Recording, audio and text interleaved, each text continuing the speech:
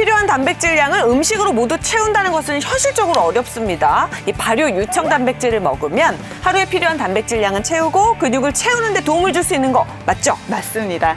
우리 몸에 들어온 단백질은요, 일단 필요한 만큼 쓰이고 남게 되면 대부분은 노폐물의 형태로 몸 밖으로 배출이 돼요. 네. 근데 더 많으면 지방 형태로 전환이 돼서 몸속에 저장이 되기도 하거든요. 아, 제일 싫어하는 거죠. 속상하죠. 그런데 여기에 문제가 더 있습니다. 우리가 나이가 들면 들수록 단백질의 흡수율이 떨어진다는 거예요.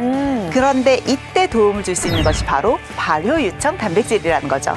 자, 단백질을 구성하는 필수 아미노산 가운데서도요. 네. 류신, 이소류신, 발린이라고 하는 이 세 가지 아미노산은 굉장히 중요합니다. 오. 그래서 이 아미노산은 BCAA라고 따로 칭하거든요. 네. 이 BCAA는 근육을 구성하는 실질적인 재료라고 보시면 돼요. 그래서 단백질 안에서도 근육을 생성하는 데 매우 중요한 아미노산인데 실질적으로 운동선수들이 근육량을 늘리기 위해서 먹을 때는 일반 단백질 보충이 아니라 BCAA 보충제를 먹으죠. 그렇군요. 이 BCAA를 직접 섭취하게 되면 단백질 합성이 떨어지는 중장년층도 단백질 합성 속도를 늘릴 수가 있는 거죠. 그래서 근육을 채우는데도 그만큼 더 도움을 받을 수가 있고요. 네. 실제 유청 단백질과 발효 유청 단백질의 BCAA 함량을 비교해 보면 100g당 발효 전 일반 유청 단백질은 4.74mg밖에 되지 않는데요. 발효 유청 단백질은 45.1mg으로 발효 후 무려 오. 10배나 증가한 것을 확인할 수 있었습니다. 와, 정말 근감소를 걱정하시는 분들이 들으시면 희소식일 것 같은데 이 근육이라는 게 만들어지는데 좀 시간이 오래 걸리지 않나 싶은데요. 이게 혹시 기간이 오래 걸려서 힘들지는 않을까요? 그런 걱정도 많이들 하세요. 근육을 키우는 게 쉬운 일은 아니잖아요. 네. 하지만 그런 걱정도 발효 유청 단백질과 함께라면 좀 덜어보실 수 있을 와, 것 같아요. 정말요? 왜냐하면 이 발효 유청 단백질은요, 아미노산 함량이 높은 만큼 또 그만큼 빠른 근육 생성에 도움을 줄 수가 있거든요. 실제 연구에 따르면 탈지유와 발효유를 각각 공급했을 때 발효유를 공급한 그룹에서 아미노산의 농도가 가장 높았고요.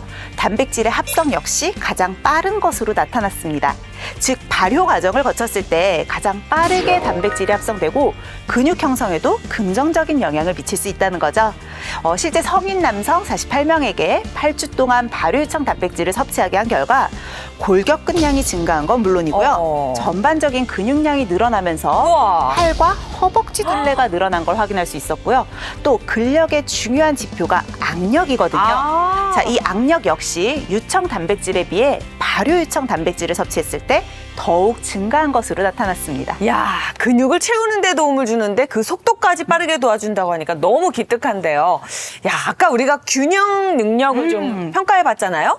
혹시 발효 유청 단백질이 여기에도 도움을 줄 수 있나요?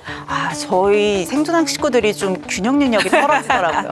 근육 감소의 정도를 알아볼 수 있는 균형 능력에도 발효 유청 단백질이 도움을 주는 것으로 밝혀졌는데요. 네. 실제로 발효 유청 단백질을 섭취한 연구 결과 유청 단백질을 섭취했을 때보다 균형 능력이 향상되고 평형성이 유지되는 것으로 나타났습니다.